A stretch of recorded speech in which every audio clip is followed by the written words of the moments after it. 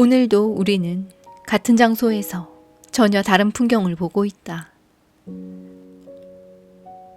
생각해보면 다른 풍경이기에 멋진 것이다. 사람이 사람을 만났을 때 서로가 지니고 있는 다른 풍경에 끌리는 것이다.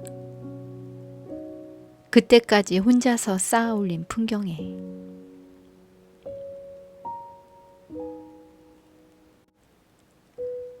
안녕하세요. 책리더입니다.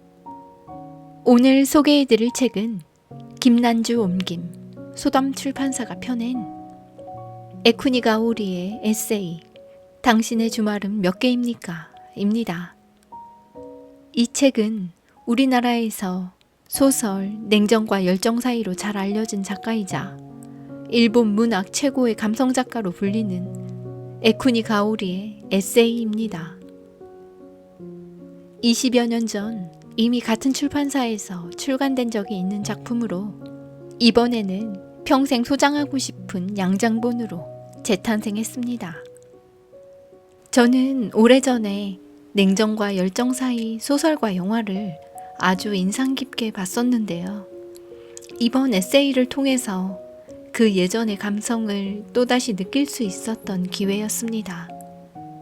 그녀의 문체는 청아하고 세련된 감성화법으로도 유명하고 특히 행간의 작가라고도 하죠. 그녀의 작품에서는 그 문장과 문장 사이에 수많은 생각들이 떠오르게 하고 묘하면서도 가슴 깊숙이 있었던 그 본능적인 감각이 살아나는 느낌을 받을 수 있는데요.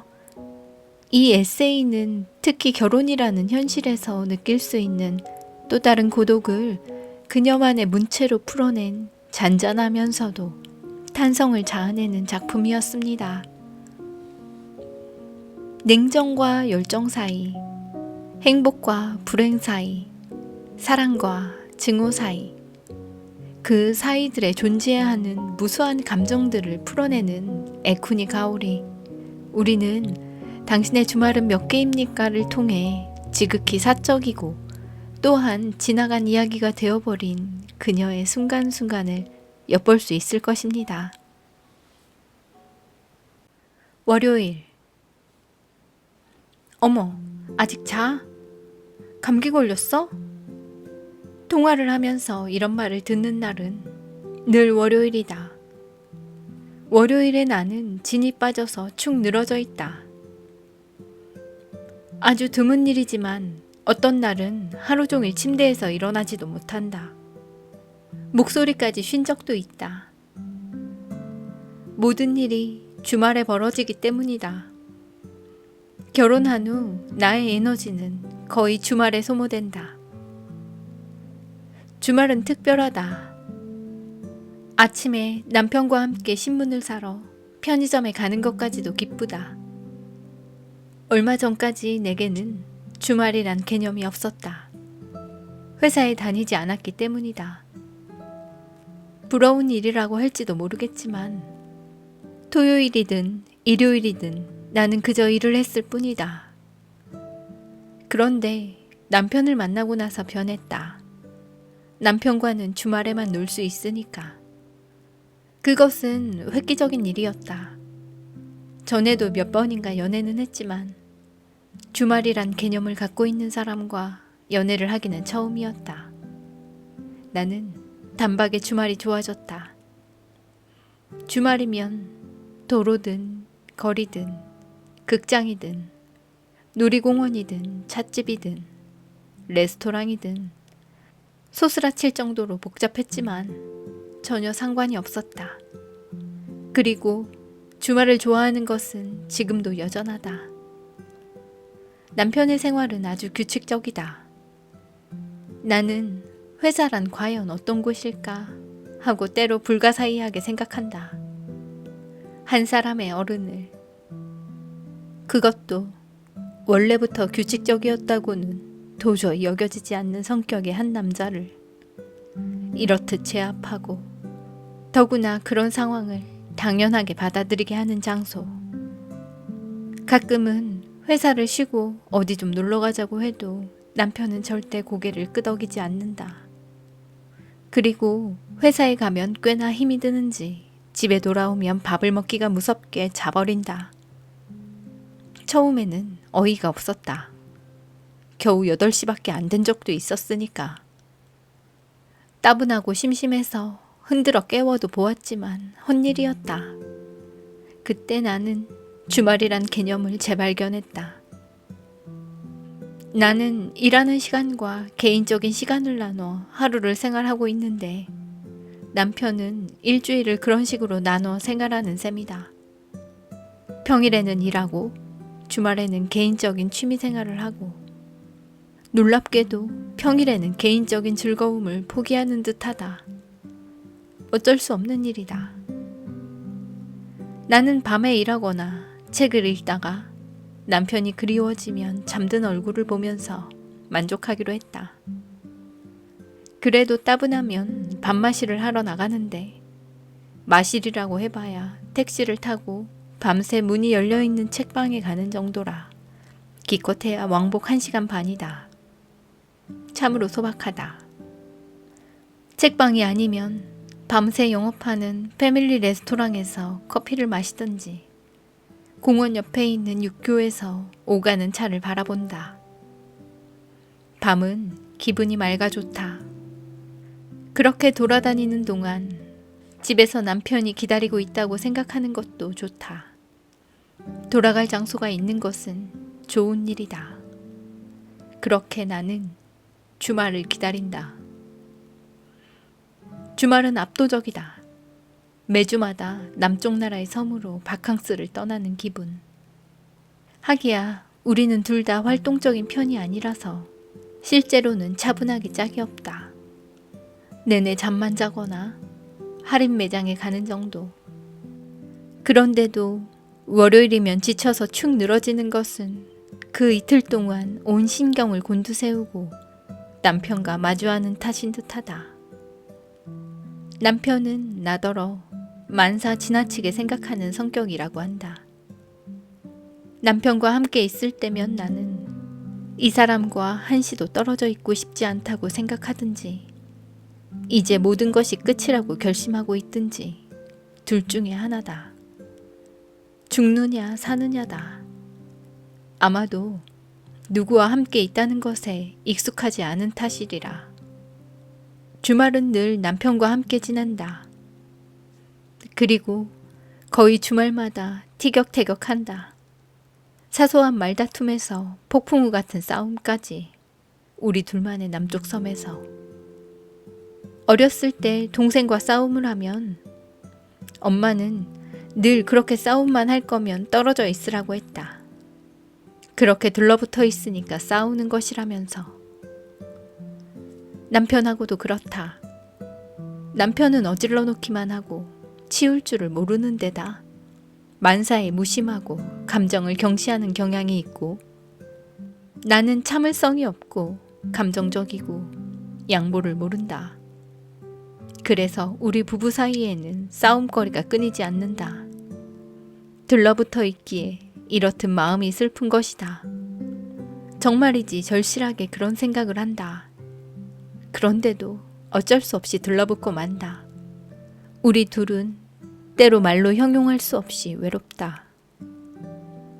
혼자일 때의 고독은 기분 좋은데 둘일 때의 고독은 왜 이리도 끔찍한 것일까? 마침내 남쪽 나라 섬에서의 바캉스는 끝이 나고 평일이 돌아온다. 월요일 아침 나는 회사로 가는 남편이 싫어서 그만 입이 부르퉁해진다. 어서 다음 주말이 오면 좋을 텐데 하고 생각하면서 현관에다 구두를 내놓는다. 그리고 남편을 배웅하고 난 순간 나 자신도 놀라울 만큼 안도감의 물결이 밀려온다. 안도와 피로 그리고 잠. 나는 침대로 돌아와 죽은 듯이 잠을 잔다. 평일이다. 다시 눈을 뜨면 청소도 하고 빨래도 하자. 일도 꽤 진척이 있을 것이다. 저녁 때가 되면 칵테일을 만들어 가볍게 한잔하자. 창문도 활짝 열고 오늘 하루를 멋지게 보내리라. 남편은 창문을 열어놓으면 왜 그렇게 싫어하는지 모르겠다. 현관을 나설 때 그토록 아쉬워하던 아내가 문을 닫는 순간 이런 생각을 하리라고는 상상도 못할 것이다. 우리는 많은 주말을 함께 지내고 결혼했다. 늘 주말 같은 인생이면 좋을 텐데 하고 마음속으로 생각한다. 하지만 알고 있다. 하루하루가 주말 같다면 우리는 보나마나 산산이 조각날이라는 것을. 남쪽 나라 섬에서의 산산조각. 하기야 다소 동경을 품고 있기는 하지만. 색. 결혼하고서 생활에 색이 입혀졌다고 생각한다.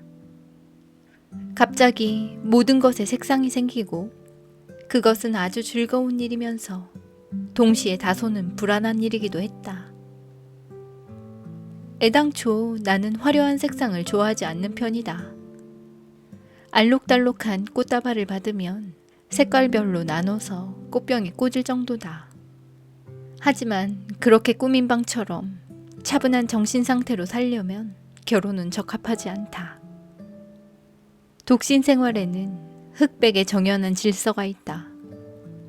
그리고 내가 그 질서란 것을 꽤 좋아한다는 것을 요즘 들어 알았다. 그렇기는 하지만 색깔이 있는 생활도 때로는 아주 행복하다. 깊은 밤 욕조에 들어앉아 책을 읽다가 갑자기 공포에 짓눌려 몸을 움츠리고 난다. 그런 때 목욕탕 문과 세면실 문을 모두 활짝 열어젖히면 복도 건너 침실에서 남편의 코 고는 소리가 들린다. 그 순간 안도의 한숨을 내쉬면서 혼자가 아님이 기뻐진다. 색깔이 있는 생활이란 예를 들면 그런 것. 일요일 오후 잠만 자고 있는 남편을 깨우려고 흔들고 잡아당기고 하다가 나도 그만 옆에 누워 잠이 든다. 저녁 늦게 사방이 캄캄해지고 나서야 실컷 잠잔 어린애처럼 허탈하기도 하고 충족되기도 한 기묘한 기분으로 같이 깨어난다. 왠지 서로의 얼굴을 보기가 거북하다. 둘 다 배가 고파 저녁을 먹으러 외출한다. 색깔이 있는 생활이란 예를 들면 그런 것. 밤 불현듯 마음이동해 드라이브를 하러 나간다. 아주 현실적인 이유. 예를 들면 남편이 애독하는 잡지의 발매일이라거나 사다 놓은 쓰레기 봉투가 다 떨어졌다거나 그런 이유로 나갈 때도 있지만 봄이면 밤 벚꽃을 구경하면서 가로수길을 걷기 위해 여름이면 비에 젖은 도쿄타워를 보기 위해 나간다. 아무튼 그런 외출에는 미리 전화를 걸어 스케줄을 조정해서 약속을 하고 약속 시간에 맞춰 외출하는 과정을 거치는 경우에는 도저히 존재할 수 없는 특별한 공기가 있어 나는 그 부담 없음과 신선함을 좋아한다. 색깔이 있는 생활이란 예를 들면 그런 것. 다른 사람과 함께 생활할 때의 사사로움, 그 번거로움, 그 풍요로움, 혼자가 둘이 되면서 전혀 다른 시각으로 세상을 볼 수 있다는 것. 나 개인에 한해 말하자면 중요한 것은 남편이 남자라는 점이다. 그래서 생활에 색깔이 입혀졌다고 생각하는데 누구든 함께 생활하고 싶다면 동성의 친구라도 상관없고 서로 사랑하고 사랑받고 싶다면 강아지나 고양이를 키우는 편이 간결하고 확실하다. 다만 남자와 같이 살면 생활에 색깔이 입혀진다. 형제가 없어서인지 아니면 8년 동안 여학교에 다녔던 탓인지 아니면 그런 일과는 무관하게 그저 멍청하게 태어난 탓인지 나는 남자에 대해서는 실로 무지했다. 특히 집 안에 있는 남자에 대해서 놀라움의 연속이었다. 이 사람은 왜 서랍을 열어놓고 닫지 않는 것일까? 내 멋대로 닫으면 신뢰가 될까? 하고 생각한 것은 100만 년이나 먼 옛날 일이다. 이 사람은 왜 겨우 손만 씻으면서 온 화장실을 물바다로 만드는 것일까? 게다가 왜 젖은 손을 타월에 닦지 않는 것일까? 이 사람은 왜 대답을 하지 않는 것일까? 이 사람은 왜 자기 옷을 어디다 두어야 하는지 기억하지 못하는 것일까? 이 사람은 대체 왜? 나 자신도 아직은 반신반의하고 있는데 이 사람을 일반적인 남자로 대치해도 무방한 모양이다. 결혼한 여자친구들이 입을 모아 이렇게 말하는 것을 보면 너 아직도 그걸 몰랐어? 정말 그랬다. 그런 걸 몰랐다. 모른다는 것은 소름 끼치는 일이다. 소름이 끼치도록 야만스럽고 난폭하고 놀라운 일이라고 생각한다. 정말 나는 몰랐으니까.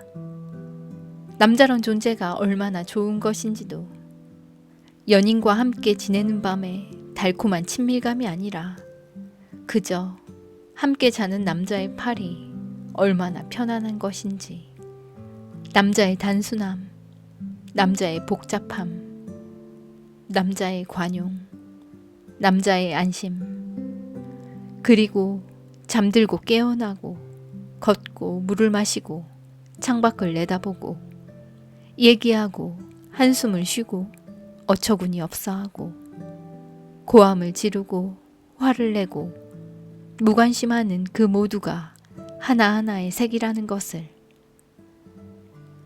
샘 서피란 영화에 자립 같은 건 관심 없어. 인생은 의존의 게임이니까 란 대사가 있었다. 의존은 하기도 무척 어렵지만 용기도 필요하다. 나는 10대 후반에서 20대 중반까지 매일 꼼꼼하게 일기를 썼는데 그러다 보니 월요일마다 목표를 쓰는 습관이 생겼다. 거창하게 목표랄 것도 없는 이번 달에는 대청소를 한다. 리포트를 완성한다. 몸무게를 2kg 줄인다는 등의 메모에 불과했지만 마지막에는 꼭 혼자서도 무슨 일이든 할 수 있도록 이라고 썼다. 매달 몇 년 동안이나. 어렸을 때부터 만사의 속도가 느려서 타인을 도와주기보다는 도움을 받는 일이 압도적으로 많았다. 그래서 더욱이 의존을 두려워했고 지금까지 줄곧 무슨 일이든 혼자서 할 수 있도록 이라고 마음에 새겨왔다. 기대도 괜찮은데, 의존해도 괜찮은데. 어느 순간 문득 그런 생각을 했는데 그때의 거북함이 잊히지 않는다. 색깔 있는 세계란 아마도 의존과 관계가 있으리라. 어른만이 할 수 있는 의존도 있다는 것을 남편을 만나고서야 처음 알았다.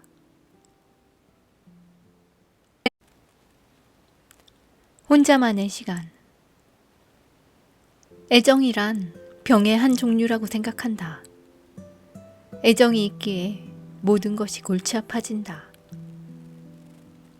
그래서 얼마 전 아는 편집자에게 이러니 저러니 말은 많아도 역시 남편을 사랑하는 거 아니에요? 란 말을 들었을 때는 우울했다. 그렇다. 옳은 말이다. 사랑하지 않는다면 당장에 이혼할 텐데 때로 이혼하면 하고 혼자 생각한다. 홀가분해지겠지. 적어도 집안의 청결은 유지될 테고 반찬도 내가 먹고 싶은 것만 만들면 그만이다. 강아지도 키울 수 있고 시끌시끌한 텔레비전을 하루 종일 켜놓지 않아도 된다. 여행도 돌아올 예정 없이 떠날 수 있고 차분하게 지낼 수 있다. 그리고 무엇보다 남편을 더욱 좋아할 수 있다. 싸우는 일도 없겠지. 열을 받아 고함을 지르고 깨물고 걷어차는 일도 없겠지. 훨씬 더 친절하게 굴 수 있겠지.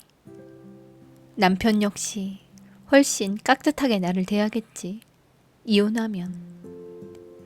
거기까지 생각하다가 불현듯 외로워진다. 신선한 생각이 아니니까. 신선은커녕 살붙이 같고 소꿉친구 같은 것이니까. 오랜만이네 하고 느닷없이 나타난 잊고 있었던 옛날 친구 같으니까. 약간 거리가 있는 편이 컴포터블하고 멋지다고 생각했는데 무모하게도 결혼하는 거야, 성가시지만 받아들이는 거야, 같이 현실과 싸우는 거야 하고 생각했던 저 불가사의한 뒤틀림을 나는 지금도 아름답게 생각한다. 아름답고 어리석고 행복한 무엇이었다고.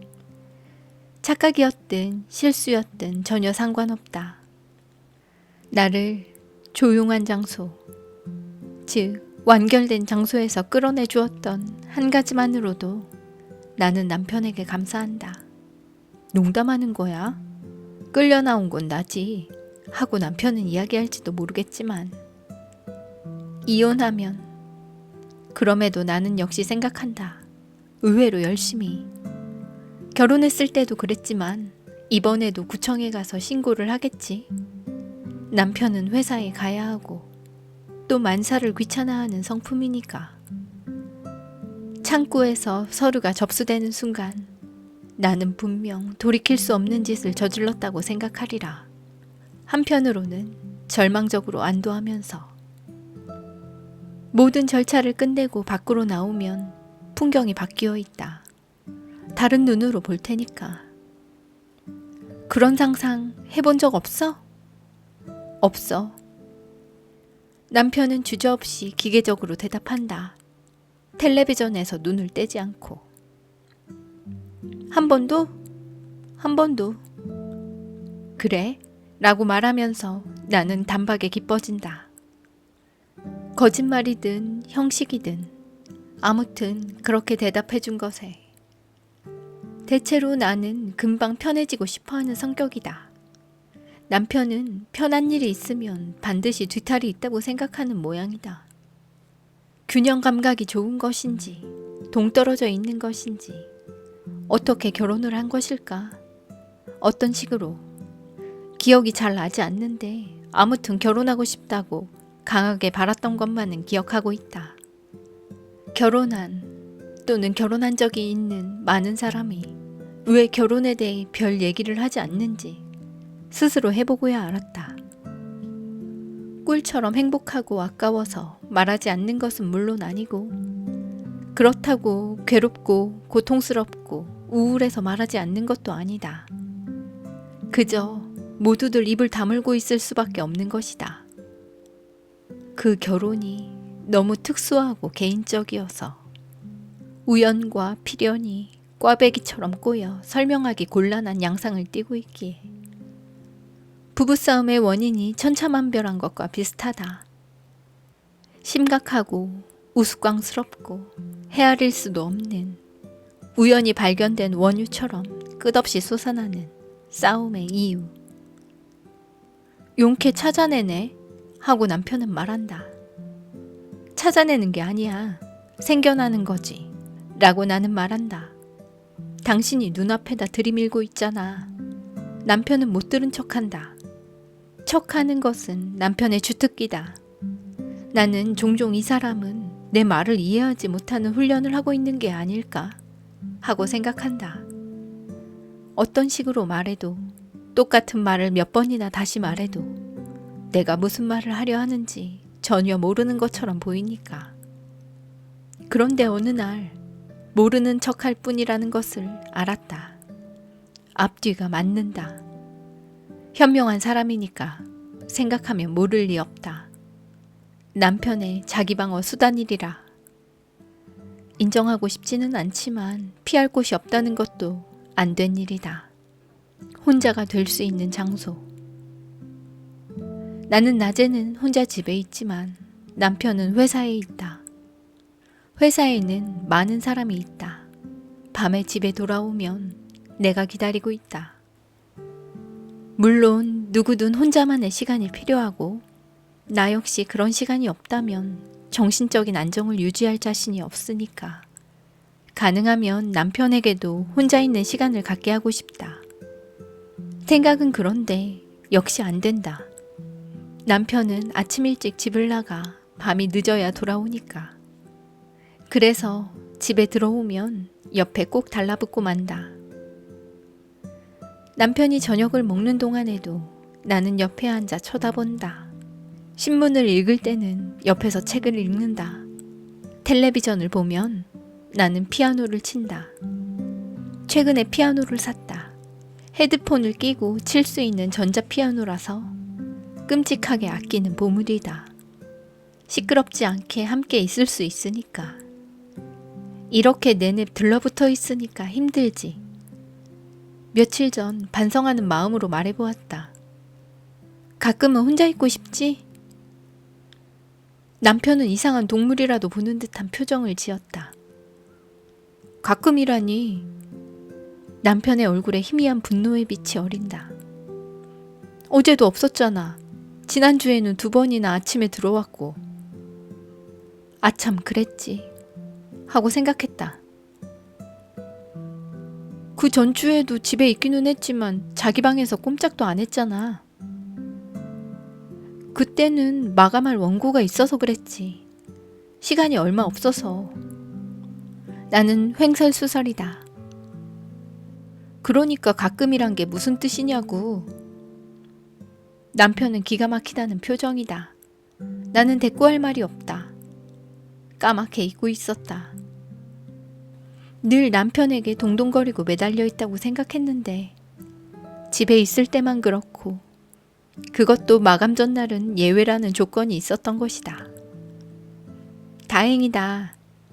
할 수 없이 나는 말했다. 당신에게 혼자 있을 수 있는 시간을 주고 있는 셈이니까. 그러고는 와락 껴안았다. 멀뚱하게 서 있는 남편을. 어리광에 대해서. 갓 결혼했을 무렵 남편이 출근하기 전에 자기 짐이 들어있는 박스에서 비디오 테이프와 카세트 테이프, CD를 꺼내 종류별로 책상에 쌓아놓았다. 자니 헤이츠 재즈니, 마스오 키요노리니, 오자키 유타카 같은 남편이 좋아하는 가수들의 테이프였다.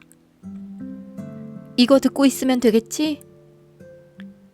자기가 회사에 있는 동안 심심할 테니까 그래서 배려를 하는 모양인데 내 생각은 달랐다. 갇힌다는 기분이 들었던 것이다. 당신이 없어도 할 일은 얼마든지 있어. 내가 이렇게 말하자 남편은 조금 놀라는 표정이었다. 그리고 내가 들을 음악은 내 손으로 고를 거야. 매사에 예민했던 것이리라. 아침에 회사에 가는 남편을 배웅한다는 것 자체가 혼자 버려지는 듯한 느낌이 들어 싫었고 남편의 호의는 알지만 쌓여있는 테이프와 CD가 내게는 외출하기 전 세 장에 잔뜩 덜어주는 모이 같은 것으로 느껴졌다. 물론 지금은 전혀 다르다. 만약 지금도 남편이 자신이 외출한 후에 나를 위해 그런 배려를 해준다면 얼마나 감격에 겨울까. 기뻐서 포옹이라도 할 것이다. 하루 종일 들으면서 일을 할 것이다. 3년이란 그런 시간이다. 올바름이란 전혀 문제가 안 된다. 결혼하고서 딱 한 가지 배운 것이 바로 그것이다. 올바름에 집착하면 결혼 생활 따위 유지할 수 없다. 나는 남편이 내게 어리광을 피우도록 해줬으면 좋겠다. 올바르지 않아도 마음껏 어리광을 피우게. 남편이 없으면 아무것도 못하는 사람으로 만들어 주었으면 좋겠다. 그렇게 해주면 여기에 있는 것이 나의 필연이 되고 반대로 그렇지 않으면 나는 여기에 있을 필연성이 없어지고 만다. 이웃에 사는 연인처럼 행세해서 안 될 것이 무엇란 말인가? 나는 가능한 한 그렇게 하고 있다. 어리광을 피우고 어리광을 피우게 하는 것은 어른의 특권이라고 생각하니까. 예를 들어 남편은 제 손으로 물을 마시지 않는다. 물이라고 말한다. 마실 거라고 말하는 경우도 있다. 나는 청소를 하고 있든 반찬을 만들고 있든 책을 읽고 있든 비디오를 보고 있든 당장에 하던 일을 중단하고 남편에게 물을 갖다 준다. 구운 생선은 뼈를 발라주지 않으면 먹지 않고 포도도 껍질을 까서 씨까지 발라내줘야 먹는다. 처음에는 놀랐지만 지금은 전혀 개의치 않는다. 그래서 행복할 수 있다면 아주 손쉬운 일이다. 서로를 행복하게 해주는 편이 서로를 길들이는 것보다 훨씬 멋진 일이니까. 선물을 할 수 있다는 것도 결혼하길 잘했다고 생각하는 일 가운데 하나. 결혼하기 전에는 선물로 상대방을 구속하는 것 같아 할 수 없었다. 몸에 걸치는 것은 특히. 남편도 회사에서 간식이 나오면 먹지 않고 반드시 갖고 온다. 대개는 출장을 다녀왔던 사람이 준 기념품으로 낮게 포장된 쿠키거나 만두다. 남편은 그것을 양복 주머니에 넣어오기 때문에 쿠키는 산산조각이 나 있고 만두는 뭉개져 있기가 일수다. 가끔은 한지에 싼 찹쌀떡을 가져오는 일도 있어 하마터면 소리를 지를 뻔하곤 한다. 이런 건 먹고 와야지. 주머니가 온통 녹말가루 투성이잖아. 도대체 위생관념이 없다니까. 이게 뭐야? 이걸 나더러 먹으라고? 끝은 다 말라비틀어졌는데. 하지만 나는 그 말을 삼키고 떡을 먹는다. 남편이 가져다 준 것이니까. 어리광을 피울 수 있는 아내이고 싶으니까. 나는 남편과 있을 때는 무거운 것을 절대로 들지 않는다. 무거운 것은 남편이 들어야 한다고 생각하고 밤길은 같이 걸어줘야 한다고 생각한다. 집안에 벌레가 들어오면 잡아줘야 하고 때로 사치스러운 초콜릿을 사다 주면 좋겠고 무서운 꿈을 꾸면 안심시켜주기를 바란다. 올바르지 않아도 전혀 상관없으니까 그래 주었으면 한다. 결혼은 야만. 갓 결혼했을 무렵 나는 남편에게 나 말고 다른 여자하고도 잘 지내 하고 말하곤 했다. 잘 지낸다는 것은 물론 연애를 한다는 의미가 아니라 서로를 마주하고 만나고 그 사람을 제대로 보고 결혼했다는 이유로 그 결과로부터 도망치지 말라 라는 뜻이었는데 지금은 내가 바보였다고 생각한다. 나는 이렇게 말했어야 했다. 다른 여자를 보면 절대 안 돼. 3년이란 시간이 걸려서야 겨우 배웠다. 억지가 통하면 정당한 일은 안 통한다든가. 남자든 여자든 사랑이란 몸을 보호해야 이루어지는 것. 언젠가 쿄겐에서 들었던 구절. 평온하고 사랑에 가득한 결혼 생활을 위해서는 목숨을 걸고 억지를 관철해야 한다.